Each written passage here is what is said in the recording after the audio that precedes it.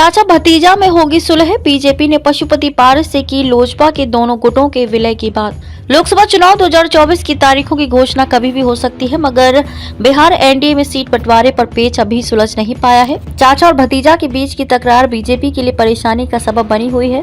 केंद्रीय मंत्री पशुपति पारस और उनके भतीजे चिराग पासवान दोनों हाजीपुर से चुनाव लड़ना चाहते हैं।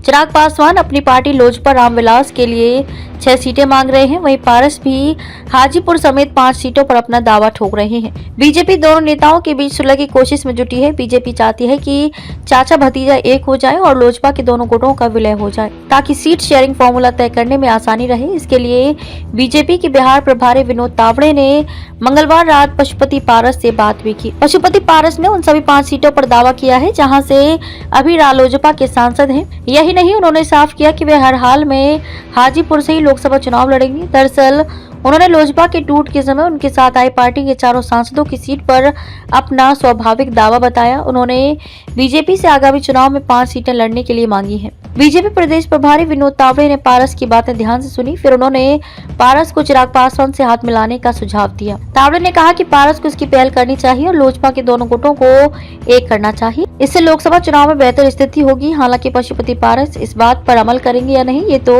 वक्त ही बताएगा। दूसरी ओर लोजपा रामविलास के मुखिया चिराग पासवान की एनडीए से नाराजगी की अटकलें तेज हैं। कयास लगाए जा रहे हैं कि अगर मन मुताबिक सीटें नहीं मिली तो वह एनडीए छोड़कर जा सकते हैं। उन्हें महागठबंधन से 8 सीटों का ऑफर भी मिल चुका है। हालांकि खुद चिराग ने इन बातों को अफवाह बताया है। वहीं बीजेपी प्रदेश अध्यक्ष सम्राट चौधरी ने मंगलवार को कहा कि एनडीए में सब ऑल इज वेल है, कहीं कोई समस्या नहीं है। चिराग के सवाल पर उन्होंने कहा कि कहीं कोई नहीं जा रहा, सब एनडीए में ही रहेंगे।